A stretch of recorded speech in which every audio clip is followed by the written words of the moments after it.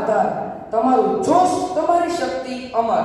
તમે છો રાષ્ટ્રનો વિકાસ, તમે છો રાષ્ટ્રના ગૌરવ. તમારું મન, તમારી આત્મા, રાષ્ટ્રનું ભવિષ્ય તમારી આત્મા. તમે છો રાષ્ટ્રના રક્ષક, તમે છો રાષ્ટ્રના નિર્માતા.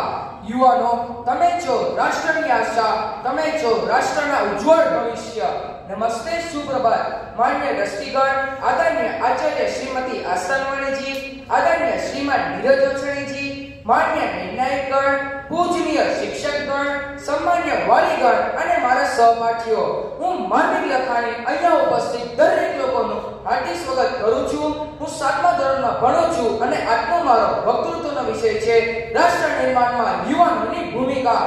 ઘટમાં ઘોડા થંગને આતંક વિશે પાંખ, અનડિટેલી બોમ્બ પર યૌવન માંડે આંખ. આ પંક્તિમાં યુવાનમાં રહેલી સાહસવૃત્તિનું આબાદ પ્રતિબિંબ રજૂ થયું છે. કવિ નર્મદ દેશના યુવા પેઢીને હાકલ કરતા કહે છે કે ચાલો સૌ જીતવા જંગ, બ્યુગલો વાગે યા હોમ કરીને પડો, ફતેહ છે આગે. યુવા પેઢી પાસે જોમ, ઉત્સાહ અને સાહસવૃત્તિ હોય છે.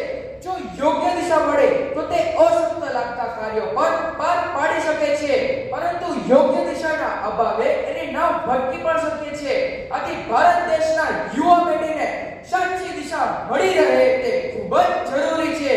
સ્વતંત્ર સંગ્રામ દરમિયાન અસરકારની ચળવળો, ઐતિહાસિક દાંડીકૂચ અને ઈસવીસન 1942 ના હિંદછોડો ચળવળમાં યુવાનોએ સક્રિય ભૂમિકા ભજવી ઇતિહાસ સર્જ્યો હતો. ભગતસિંહ, મદનલાલ ઢીંગરા, ચંદ્રશેખર આઝાદ, ક્રાંતિવીર સાવરકર, વિનોદ કિનારેવાલા વગેરે અગણિત નામી યુવાનોએ આઝાદી ગાજે પોતાની પ્રાણો હસતા હસતા આહુતિ આપી હતી. એ જ પ્રમાણે આઝાદી પછી દેશના નવસર્જનમાં પણ યુવા પેઢીએ પ્રશસ્ય કામગીરી બજાવી છે.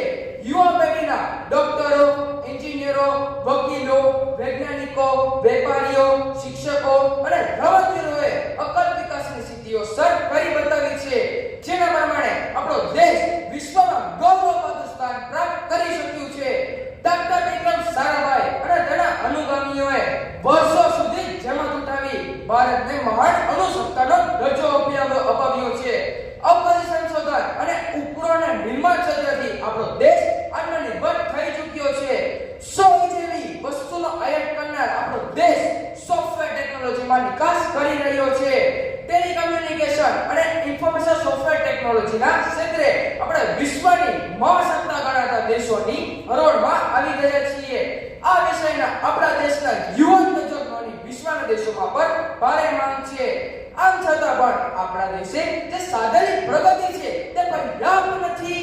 વસ્તી વધારો, ભૂખમરો, બેકારી, ભ્રષ્ટાચાર, પ્રદૂષણ અને આતંકવાદ જેવી સમસ્યાઓ આપણા દેશના વિકાસમાં ઠીક બાધક નીવડી રહી છે.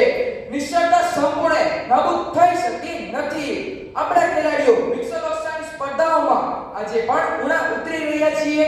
યુવા પેઢી આ બધી જ સમસ્યાઓ પોતાની સમજી હલ કરવા કમર કસવી પડશે. યુવા શક્તિ સક્રિય બને તેના દેશને ખૂબ જ જરૂર છે. સ્વામી વિવેકાનંદનો જન્મદિવસ 12 જાન્યુઆરી 1863 ના રોજ કોલકાતામાં થયો હતો. આ દિવસ રાષ્ટ્રીય યુવા દિવસ તરીકે પણ ઉજવાય છે.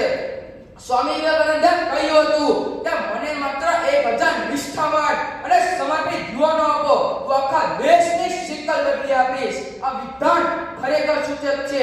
આજની યુવા પેઢી કોઈ પણ કાર્ય કરતી વખતે દેશની નજર સમક્ષ રાખે અને દેશના વિકાસમાં બાધક બનતી સમસ્યાઓને સંગઠિત સ્વરૂપે લડત આપે તો આધુનિક ભારતના ઘડતરની ગતિને કોઈ જ અટકાવી શકે નહીં.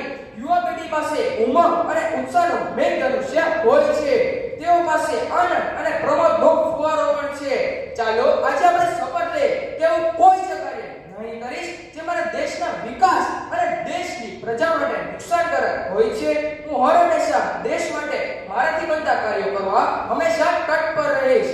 જેમ મધદરિયે હલક દોલક થતી નાવમાં બેઠેલા મુસાફરોને કિનારે સુધી પહોંચાડવાની જવાબદારી નાવિકની હોય, એ જ પ્રમાણે કોઈ પણ દેશ ગમે તેવી પરિસ્થિતિમાં ભલે હોય અને તેની આ પરિસ્થિતિનો જવાબદાર કોઈ પણ હોય, પરંતુ ત્યાં દેશને મુશ્કેલ પરિસ્થિતિમાંથી ઉગારવાની જવાબદારી તેના યુવાનોની જ હોય છે.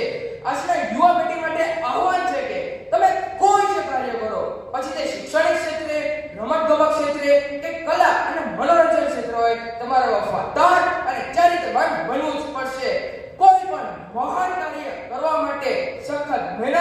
સમય અને સતત પ્રયત્નો કરવા જરૂરી છે, જેમાં કેટલાક લોકો નિષ્ફળ જાય છે, પરંતુ તે તેની પરવા કર્યા વિના સખત મહેનતથી મહાન કાર્ય પૂર્ણ કરે છે.